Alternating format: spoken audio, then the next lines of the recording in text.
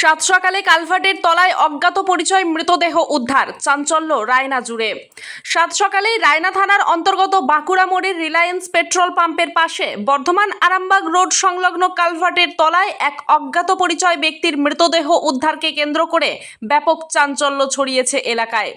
স্থানীয় সূত্রে জানা গেছে, সকালে পথ চলতি কিছু মানুষ প্রথমে কালভার্টের নিচে দেহটি দেখতে পান। এরপরেই খবর দেওয়া হয় রায়না থানার পুলিশকে।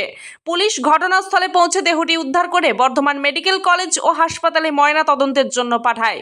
পুলিশ জানিয়েছে, মৃত ব্যক্তির বয়স আনুমানিক 30 থেকে 32 বছরের মধ্যে। এখনো পর্যন্ত তার নাম ও পরিচয় জানা যায়নি।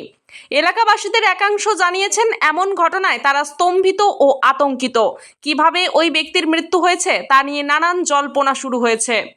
রায়না থানার পুলিশ ইতিমধ্যেই ঘটনার তদন্ত শুরু করেছেন এবং পরিচয় শনাক্তের জন্য বিভিন্ন থানায় বার্তা পাঠানো হয়েছে বলেও জানা গেছে।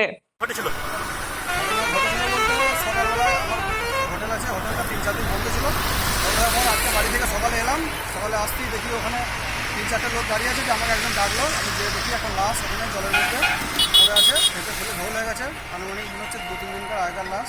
ওটা কোথায়? এই বাঁকুড়া মোড় থেকে পার করে রিলায়েন্স পেট্রোল পাম্পের আগে নতুন যে কালভার্ট হয়েছে, ওই কালভার্টের নিচে। বয়স কতটা হবে? বয়স আনুমানিক 30 বছর। কোনো পরিচয় পাওয়া গেছে? পরিচয় এখনো পর্যন্ত পাওয়া যায় নাই। লাশটা কারা উদ্ধার করলো? রায়না থানা পুলিশকে ফোন করা হলো, পুলিশ ভ্যান এসেছিলেন, ওনারাই উদ্ধার করে নিয়ে গেছেন। আপনার নাম এবং পরিচয়? আমার নাম কাজল মল্লিক, আমার বাড়ি বাঁকুড়া ডিস্ট্রিক্ট। আমি এখানে হোটেল ব্যবসা করি, এখানে আমার হোটেল আছে। রায়না থেকে কৃষ্ণ সাহার রিপোর্ট, সোজা কথা নিউজ, পূর্ব বর্ধমান।